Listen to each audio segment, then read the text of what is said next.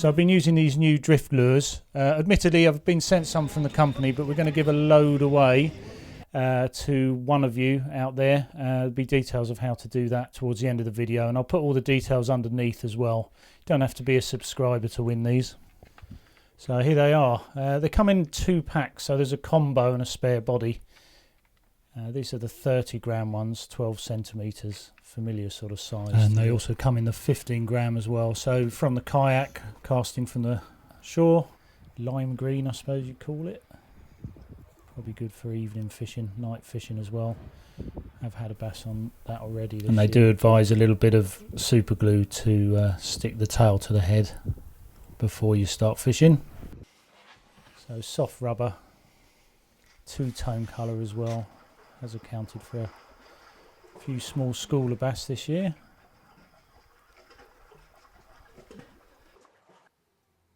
So the main thing I wanted to do really is just compare these to the black minnow, the fish black minnow, which is well renowned. The colour profile is very similar indeed. You can see that khaki colour on that's the drift lure there that I'm holding up. So in terms of colour, very similar. I have caught fish on that khaki colour as well.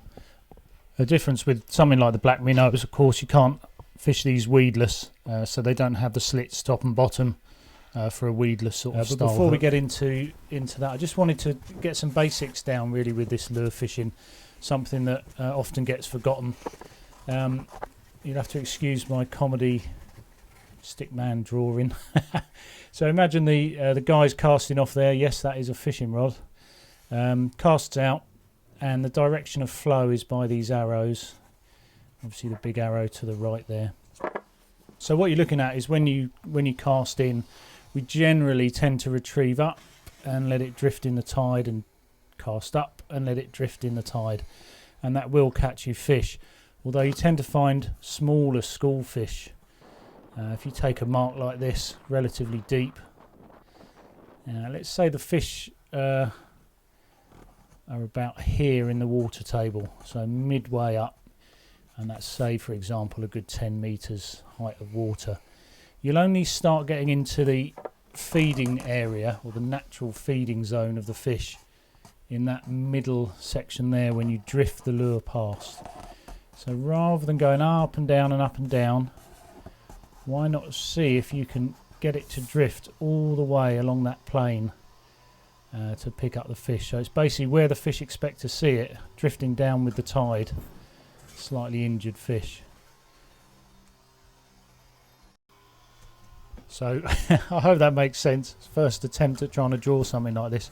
I think really it's just you want the lure in the prime position for where the bass are feeding for the longest amount of time. With that up and down method there, you're sort of getting to where the fish are, but only during moments of that retrieve. You can see the head's got like this double hook thing. You just hook the lure on, and the hook, quite good quality, sits proud. Actually used it as the weight for some mackerel feathers as well. Well, this is the lure that did the damage. Okay, so if you do want to win these, all you need to do is just comment underneath the video. It doesn't even have to be anything nice. Just let us know if you want some. And then I'll put you in a hat, and we will do the draw on Friday at about 5:45. I'll just go live.